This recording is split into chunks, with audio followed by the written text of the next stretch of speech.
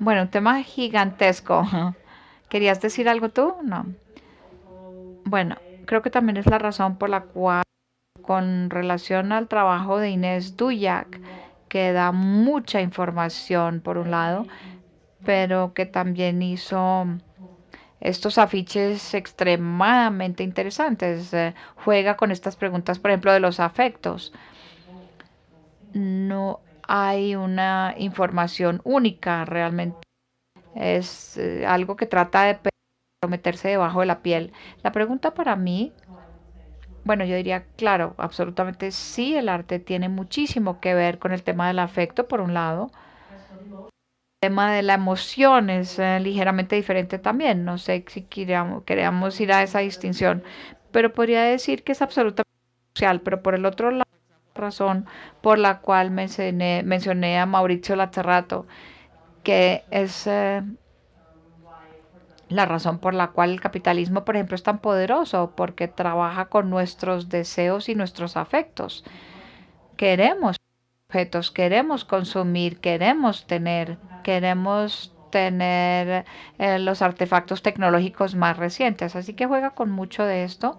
Y esto también es cierto, y creo que tiene toda la razón en que solamente dar información genera este riesgo.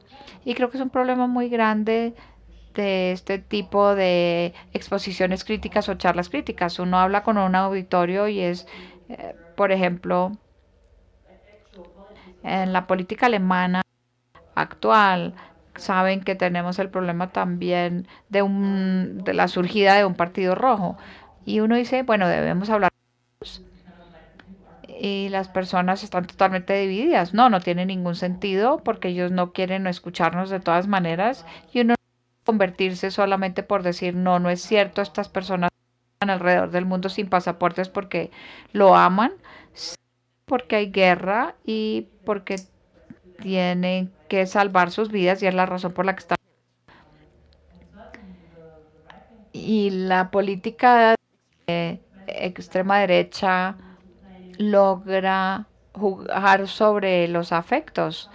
Con Trump está sucediendo, o a lo mejor es una emoción, es una cuestión de odio también. Las personas tienen tanto resentimiento que están entrando en esta trampa. La pregunta para mí también es, Yeah.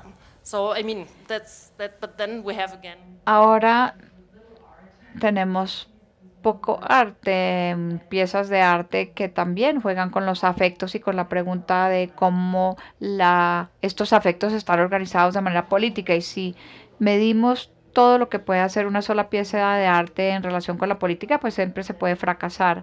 Pero creo que el tema de la micropolítica también es muy importante. No dejar por fuera esta posibilidad del afecto y tomarla muy en cuenta. No pensando que se puede transformar el mundo por medio del arte. Creo que ha sido la utopía. Y ese también es el problema de algunos de los críticos que mm, le botan la responsabilidad a una sola pieza de arte.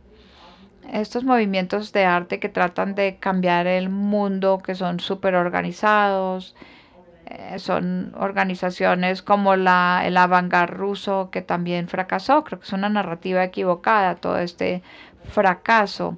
Pero creo que no solamente se trata de transformación, sino también de diferenciación.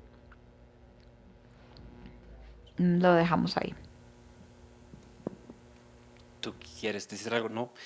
Me gustaría invitarles a ustedes a participar en esta conversación. Nosotros tenemos más a hablar, pero si ustedes tienen algo a compartir, están muy bienvenidos, bienvenidas. Si por el momento no hay, me gustaría... Ah, sí, hay. Buenas tardes.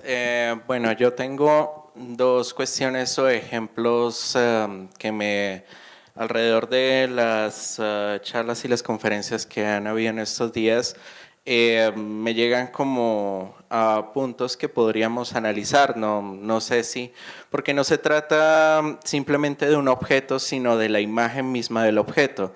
y es que quisiera ver desde qué punto la obra fotográfica de Orlan, que fue puesta en finales de la década de los 90 y comienzos de la primera década de este siglo, se vuelve simplemente una fetichización, así como ustedes lo mencionan, o es un estudio serio sobre la imagen de los pueblos precolombinos y los pueblos africanos, las máscaras africanas, que dentro de la práctica de Orlan es pues la búsqueda de otras formas de belleza, como ella lo había hecho antes con sus cirugías plásticas, donde pretendía imitar los ideales de belleza del Renacimiento. Pero acá la cuestión surge, esas fotografías terminan siendo una muestra de esa fetichización, de ese tiraje de la imagen pop, o si realmente hay una búsqueda de encontrar algo del valor del pueblo precolombino, de esas imágenes sagradas que tienen esas máscaras. El otro punto que me llama mucho la atención, y el primer día después de eso vi un documental sobre, el primer día de esta charla, o sea el lunes, vi un documental sobre los museos en Berlín, y particularmente me llamó mucho la atención el trabajo curatorial que hicieron con las esculturas o los restos de esculturas que quedan de unas piezas del siglo XX que están exhibidas en este museo, en el Museo Nuevo, en la Isla de los Museos en Berlín. Esos objetos son una nueva forma de arqueología, es parte de nuestra arqueología del siglo XX, es simplemente una fetichización, o digamos que sirven como un objeto para, digamos, reflexionar hacia nuestra nueva arqueología, la arqueología contemporánea, en conjunto con pues otros objetos de otros tiempos, en el caso de Nefriti, que se encuentra en el mismo museo. Gracias. Okay, I know it. Bueno, yo la conozco. Hay un debate alrededor del tema de las fotografías y que las fotografías de alguna manera congelan las prácticas artísticas y limitan el acceso que tenemos a ellas y las cortan, por ejemplo, de la transformación corporal o de las experiencias. No tengo una posición clara al respecto. Creo que es necesario porque si no volvemos a la pregunta de la información. Y también comenzamos a fetichizar prácticas. Pero creo que es muy importante tener en cuenta lo que usted dijo, de alguna manera no hay un objeto per se. No hay nada que no esté embebido de alguna manera en alguna forma de práctica, pero la pregunta es en qué tipo de práctica está embebido. Ir al museo, ir a ver también estas alteraciones corporales es una práctica y ya ha sido analizada como práctica cultural. Ir al museo, qué significa, qué forma de comportamiento cultural va acompañado con esto. No sé si eso responde a tu primera pregunta, pero va en la dirección, pero si no, vuélveme a preguntar. En cuanto a la pregunta de la nueva arqueología, este es un campo muy disputado. A lo mejor hay algunos arqueólogos acá que pudieran responder a eso también. Pero hasta donde entiendo, lo que sería la nueva arqueología también sería buscar diferentes objetos y diferentes prácticas. No solamente es de excavar objetos y exponerlos, sino más bien preocuparse por la técnica, aprender acerca de las sociedades involucradas, incluso excavando basura, porque la arqueología incluso hizo eso. Aprenden muchísimo de la basura y de cómo vivían las personas, incluso analizando a qué comen las personas cuando uno encuentra restos.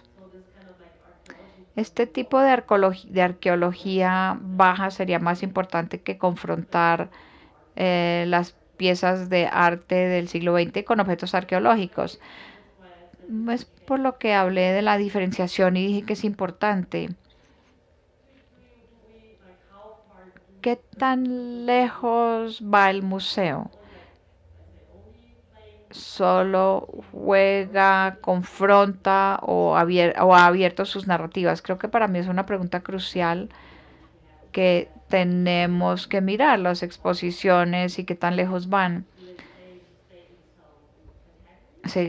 Permanecen las mismas categorías, añadiéndole más trabajo contemporáneo y ver si es verdaderamente nuevo, porque no cambian las categorías, o sí cambian las categorías, incluyendo diferentes historias y a lo mejor contando su propia historia violenta. Como estamos hablando de museos, me gustaría plantear otro tema. Tú, Elkin, mencionaste el Museo Nacional en que hubo esta exposición que mencionaste de un nuevo acercamiento curatorial, que no fue curatorial, pero de acercarse a estos contextos de que estamos hablando. En el mismo museo hay una parte donde hay unas fotografías de Konrad Theodor Preuss, un arqueólogo alemán, que vino a Colombia en 1913, creo, para descubrir las estatuas de San Agustín, y cuando se fue se le llevó unas de ellas con él. Y ahora están en Berlín. Y parece que hay un acuerdo muy nuevo ahora entre Colombia y Alemania, que hay un grupo de investigadores de ambos países para investigar. No sé si van a investigar sobre la restitución, pero no es algo así, pero que hay un acuerdo entre los dos países. Lo que me interesa es, ayer ya abordamos este tema de restitución y tú Susana, contestaste muy brevemente a la pregunta de restitución, pero me parece que es un tema muy importante y, y, y me gustaría preguntarles a ustedes a quién restituir estas cosas, ¿no? Si estas estatuas, por ejemplo, pertenecen al Estado colombiano, o si hay diferencias entre el Museo de Oro y si estas cosas están en este museo y en un museo europeo.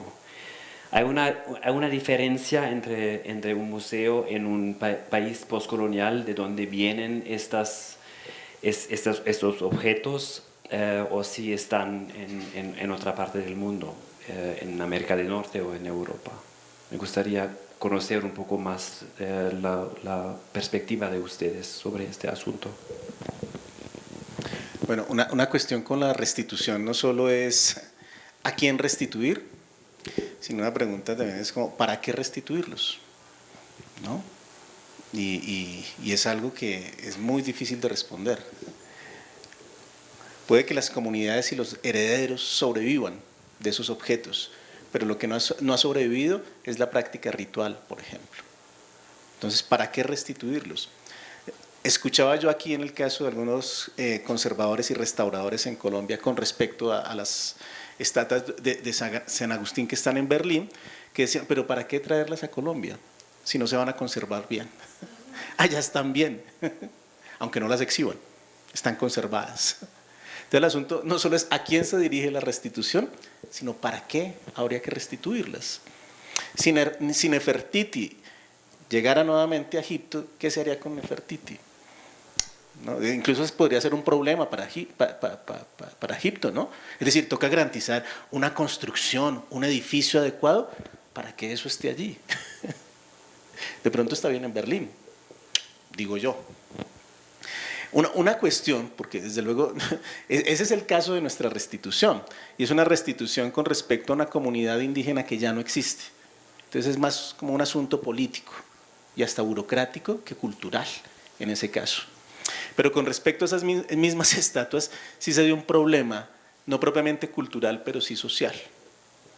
Y es que el Parque San Agustín, donde están emplazadas esas estatuas, se quiso hacer en el Museo Nacional.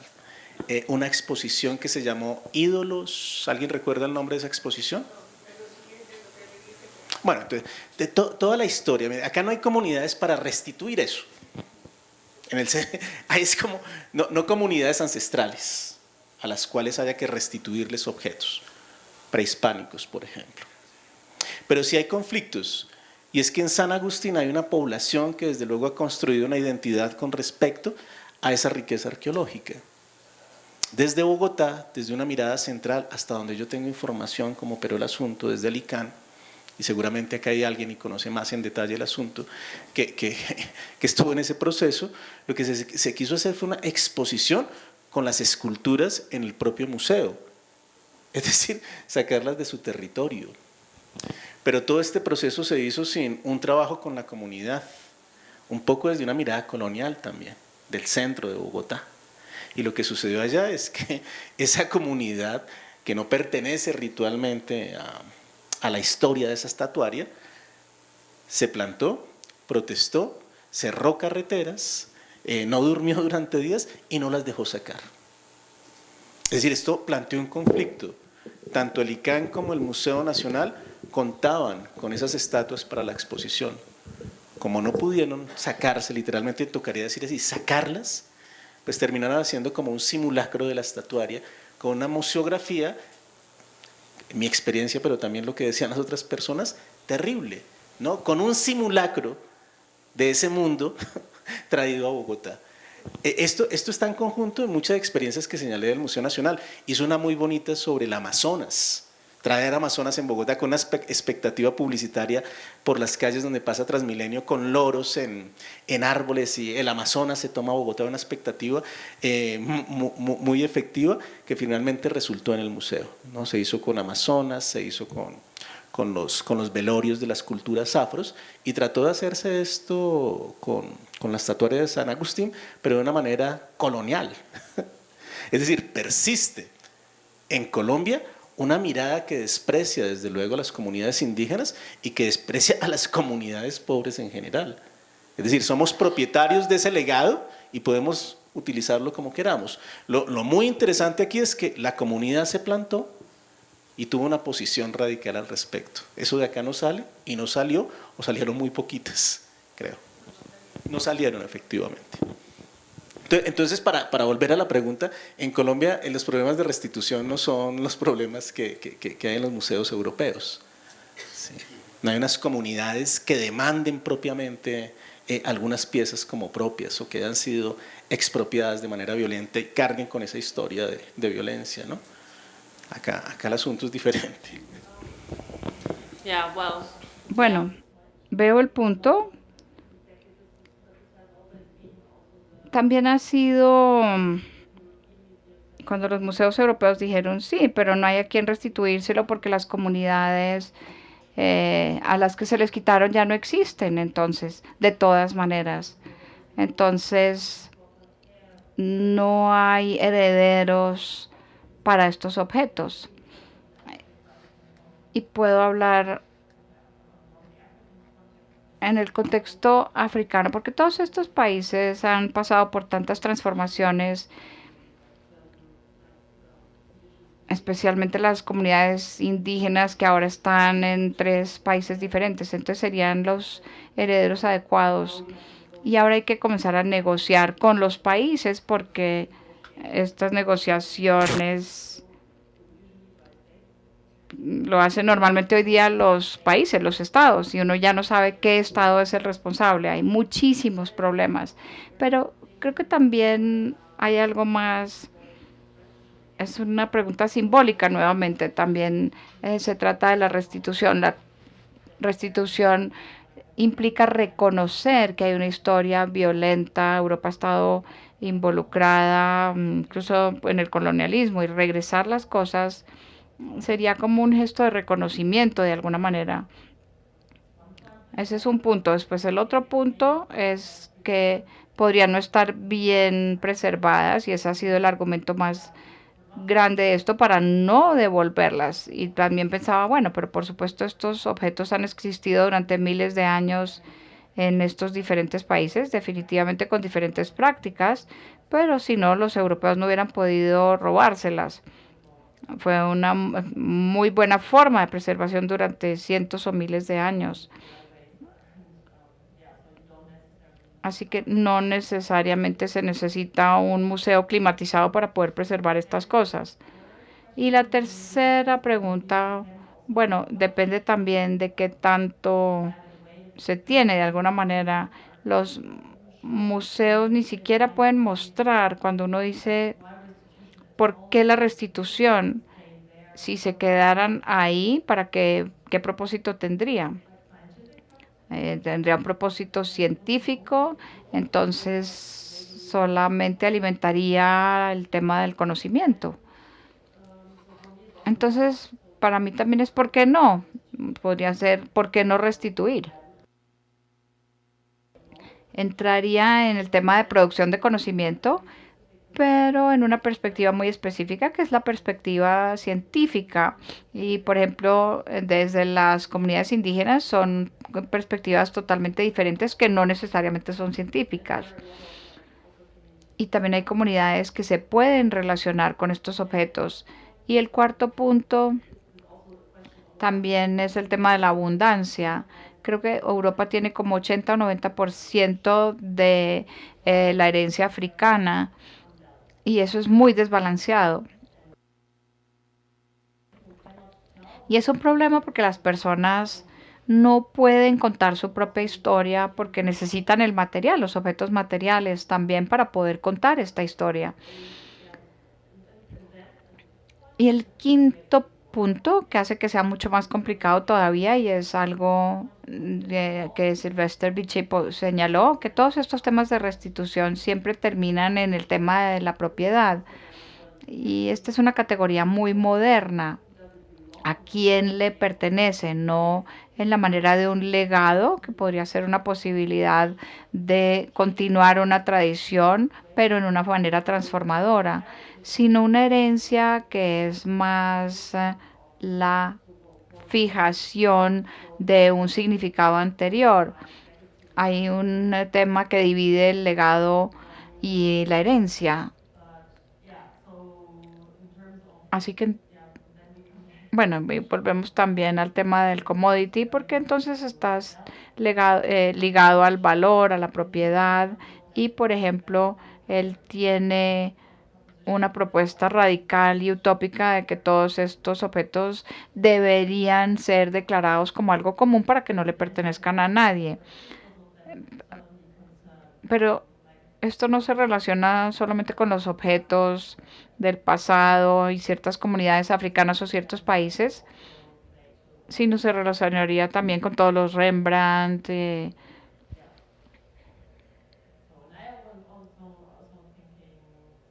Entonces pienso también en el caso contrario, el 90% de la herencia europea, si estuviera en África, los europeos harían caras muy tristes.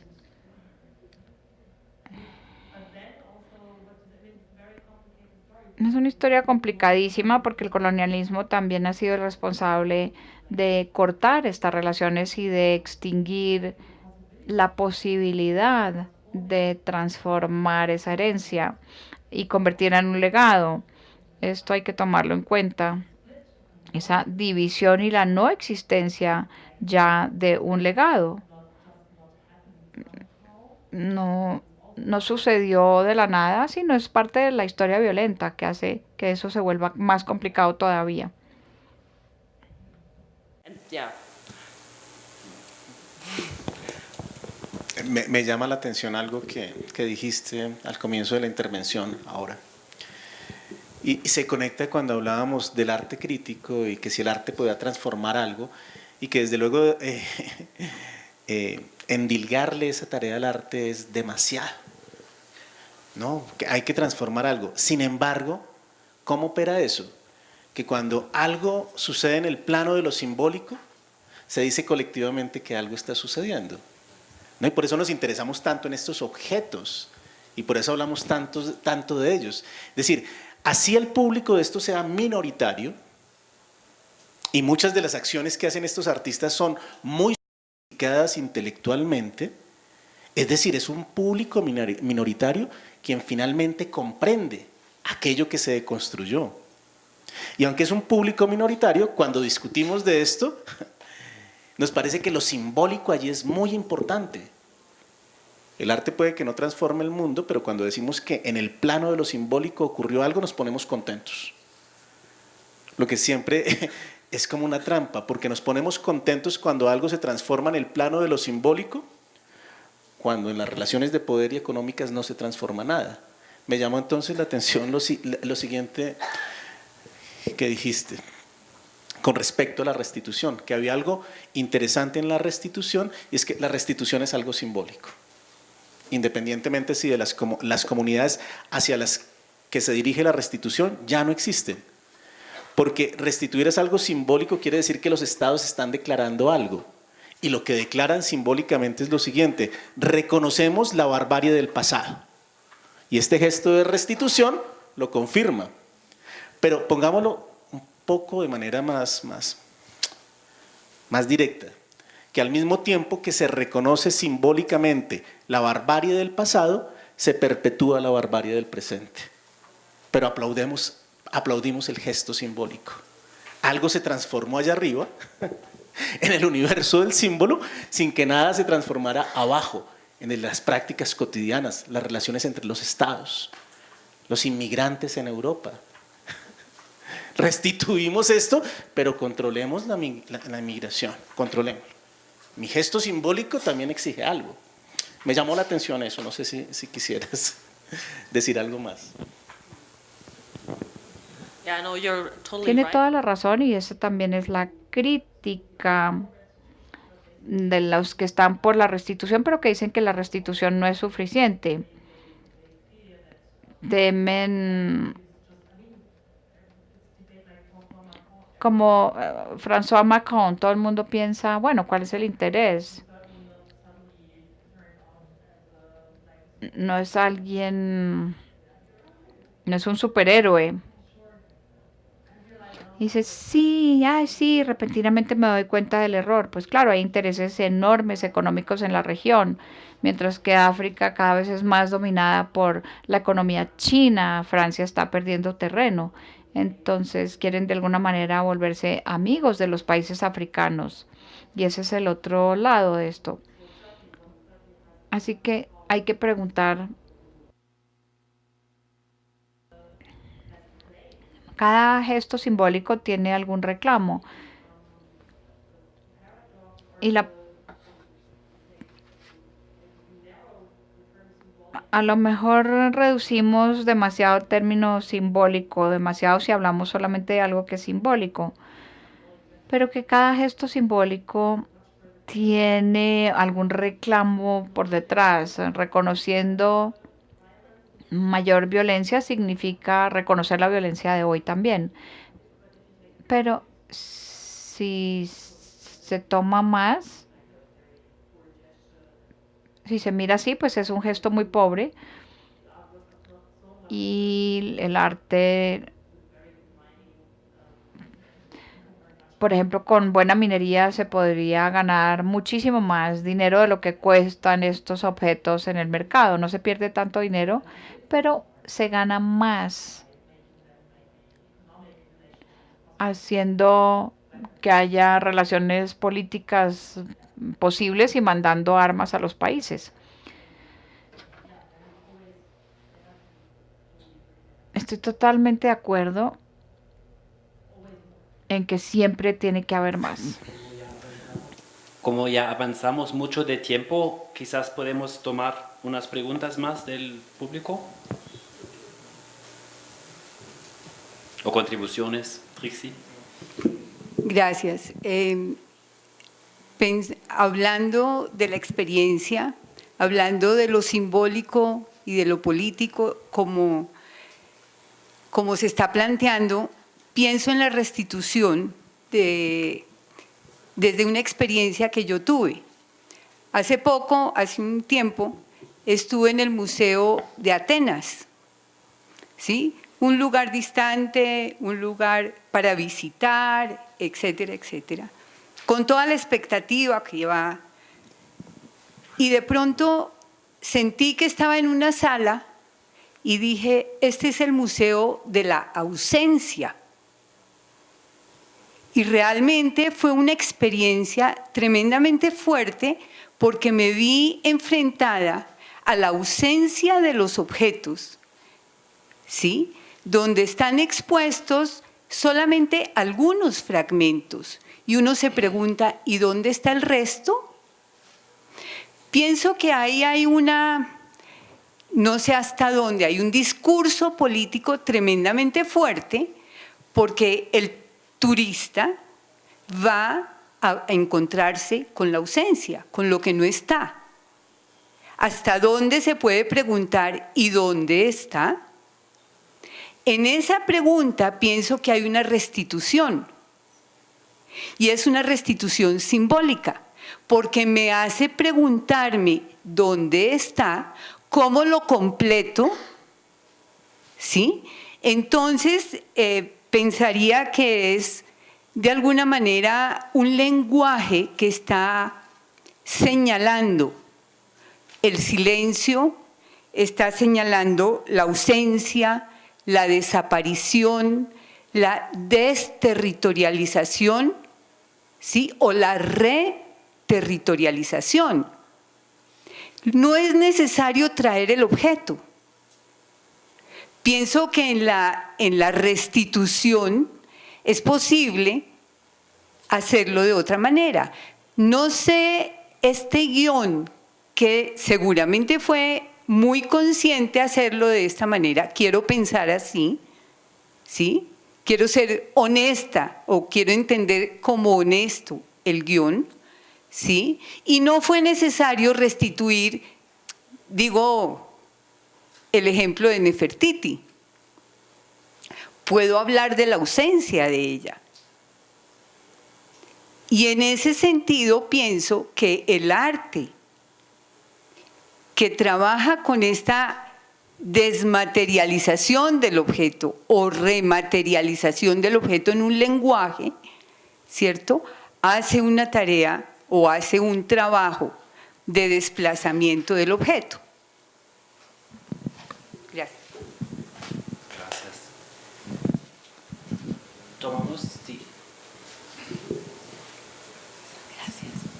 Bueno, gracias por el diálogo, ha estado entretenido y sustancioso. Lo que quiero aportar es un caso colombiano. A veces lo doméstico se nos olvida. Es lo siguiente, cuando trajeron a los mamos, el más viejo de los mamos hace como 2 años, casi por la época de la exposición de San Agustín, al Museo del Oro, como para mostrarles tanto que se había hecho, el mamo se puso a llorar contra la vitrina. Eso muestra el dolor del abuso, pero no pidió que se lo devolvieran porque él no, es decir, era tanta su angustia que no tenía claridad. Pero el presidente Santos se lo devolvió cuando subió allá y recibió el bastón y supuestamente gobernó con el bastón. Pero es algo que aquí nunca valoramos lo que es eso, esas piezas y muchas otras que se roban permanentemente. Y fuera de eso, la violación a las tumbas, al cementerio de los Cogis. Eso es supremamente grande y se repite porque la gente no cree que es cultura, como no lo creyó el ejército cuando violó la de los Cogis. Gracias. Bueno, buenas noches con todos. Hablando en ese sentido de restitución, yo tengo algo muy presente, un hermano mamo, es el hecho que él toma los cuarzos que encuentra a veces que los venden y los devuelve a la tierra. ¿Sí? Para mí ese es como algo micro de esa restitución. Y hay algo que pues dentro de la conversación no logro, porque desde mi pensamiento y mi cosmovisión de mi comunidad indígena, para nosotros hay algo que la tierra tiene memoria también. O sea, no porque exista la heredad de un apellido o de un gen personal, pero para nosotros la tierra, o sea, la tierra tiene memoria. Que no la reconozcamos precisamente pues por estos diálogos que no hablan de la Tierra como un organismo vivo, como que ella es un sujeto igualmente, es un ser también. Entonces no, como que veo que no entra también ahí. Y pues me llamaba mucho porque cuando él hablaba tú hablabas de la parte de la sensibilidad del artista. Entonces en este sentido de restauración, decimos nosotros por lo menos el poder de las piedras, de los elementos, que pues que a nosotros como indígenas es como nuestra cosmovisión, es la forma como sentimos prácticamente el valor de eso. Y eso es lo que nos sostiene como para seguir una ley de origen o tener un mandato mayor. Ese sentido de esos elementos, porque ahí está el organismo vivo de la misma tierra. Gracias. Gracias. ¿Tenemos tiempo para una última? Buenas noches, muchas gracias por su presentación. Yo quisiera volver al caso que mencionó Elkin de Fred Wilson, de Mining the Museum, para hacer una observación respecto a términos que hemos trabajado hoy y en los días anteriores de restitución, de reclamación. En lo de Fred Wilson también hay un acto de restitución, pero en este caso me parece que no es restitución solamente de reclamar el objeto, sino de restitución de identidad. Porque cuando él titula mining tiene dos formas de traducirlo al español. Mining en inglés se entiende como efectivamente mining, de mine, de bombardear, pero mine también viene de mine, de mío. O sea que hay un acto de, yo no diría de apropiación, sino de apersonamiento de la experiencia a través del objeto. Mi pregunta es, dentro de ese intento de restituir la identidad de él como afroamericano a través de esa reconfiguración de objetos, ¿hay también una refetichización de la práctica o de los objetos mismos? La historia, es decir, esa reclamación o esa restitución de la identidad me parece que tiene que ver más con la historia y no solamente con traer un objeto de un lugar a otro. Entonces no sé si de pronto me pudieran ahí comentar algo al respecto. Muchas gracias. Maybe, do you want to first answer? Estaba tratando como de armar la pregunta, pero no estoy seguro no entendí que allí en Wilson haya un problema de restitución. ¿No? Como no se pueden restituir las identidades, no se restituyen los objetos que son cosas, pero una identidad no se restituye. Ni siquiera, yo no estoy seguro que incluso en ese caso el problema sea de identidad. Porque uno diría, bueno, está bien, no es una restitución de identidad, sino una afirmación de una identidad. Pero no lo veo, es decir, no veo el asunto desde cuestiones de identidad, sino más bien de denuncias y denuncias sobre cuestiones verdaderamente atroces. Construir la relación invisible. Lo vuelvo a decir de esta manera, detrás de la belleza hay sangre, en este mismo museo. Y eso es lo que no deberíamos olvidar. ¿No? Y por extensión entonces no sería solo el esclavismo, serían otras formas también de explotación y de relaciones de dominación. Pero yo trataba ahí como de decir por dónde, pero no entendí, es decir, no veo que sea ni restitución por un lado y que tampoco haya allí cuestiones de afirmación de identidad. No sé qué opinas tú. Yeah, maybe, I don't also know. No sé si lo llamaría restitución tampoco, pero de alguna manera no solamente es demostrar que hay sangre, sino también definitivamente contar la historia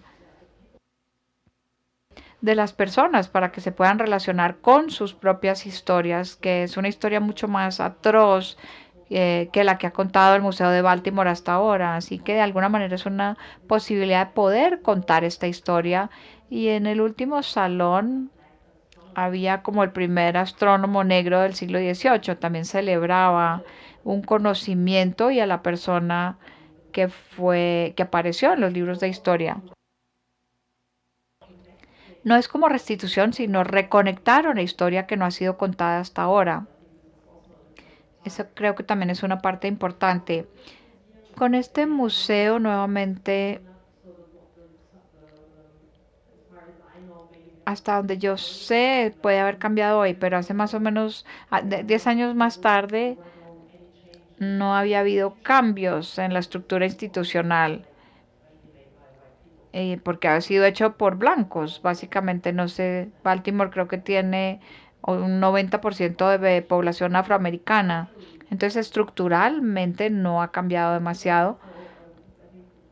Pero creo que el tema de la fetichización que sigue apareciendo y que todo el mundo, que todo el mundo le teme, es una relación. Y no es la única relación, no todos los objetos automáticamente se vuelven fetichismos, no podemos fetichizar la historia, ni las identidades, ni las prácticas, pero es la forma en que nos relacionamos con ellas y es por lo que al principio dije cuáles serían prácticas que no hacen esto, que no fetichizan. Porque fetichizar de alguna manera es como congelar o cortarle a algo la posibilidad de relacionarse de manera diferente y abriéndose, y a lo mejor estoy un poco idealista, pero creo que no es un tema solamente de objetos, sino que puede aplicar a todo, a cualquier cosa, y es una relación en la que hay que pensar qué la constituye cuando no hablamos de objetos y cómo deshacemos la fetichización de prácticas de identidad, que también era el problema, especialmente la extrema derecha fetichiza su identidad, pero sé, por ejemplo, de las luchas de los negros en los Estados Unidos, no sé si lo llamaban correctamente, no hay ningún ser humano libre en la tierra hasta que la última mujer negra no haya sido liberada. No, no estoy diciendo soy negra y por eso tengo que ser liberada, sino que está diciendo que en la tierra no hay libertad hasta que esta última mujer sea liberada. Acabo de recordar una cosa, y lo que tú dices, hemos dicho tanto la palabra fetichización y refetichización, que Frederick Jameson hace como 20 años escribió algo, él siendo marxista, dijo, deberíamos hacer una limpieza intelectual, una purga intelectual, y prohibir en estos estudios la palabra resistencia. Y uno podría por extensión decir, deberíamos en estos estudios prohibir la palabra fetichización, a ver si aparecen otros problemas.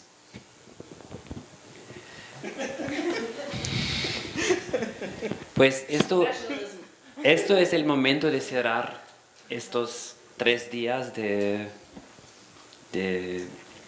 contribuciones muy interesantes por Susanne Leeb. No sé si ustedes quieren decir una última, como solo unas palabras, no más. Esa responsabilidad es tuya. Para que el público tenga esto como en mente cuando piensan de estos 3 días, de Elkin y de Susanne. No sé, para mí los 2 días anteriores fueron muy ricos en pensar problemas y relaciones, que fue los que traje hoy ahí al comienzo de la charla. Entonces, pues desde luego tengo una valoración muy positiva sobre lo que sucedió estos 2 días. No sé si hoy, pues estando acá al frente, haya sucedido lo mismo, ¿no? Y pues agradecerle a Susan, pues que trajo desde luego unos casos que de pronto pues, no conocíamos o yo no conocía y que permiten como ampliar el panorama con respecto a estos temas. Solamente quiero agradecer porque para mí también fue muy enriquecedor por las preguntas que recibí del auditorio, sus comentarios, su charla, así que quiero agradecerles a todos también por haberme ayudado y por haber enriquecido mi conocimiento y mi afecto también. Muchísimas gracias. Pues gracias y mañana vamos a despedir a Susanne que va a Chocó para una semana y espero que va a descubrir otra parte de este país que va a ser muy interesante para ti. Gracias, María Cristina. Bien, pues muchas gracias a todos. Para aquellos que estén interesados en los certificados, A la salida pueden preguntar por ellos. Y no resta sino agradecerles por su asistencia. Espero que haya sido de su agrado y nos vemos dentro de un año. Muchas gracias.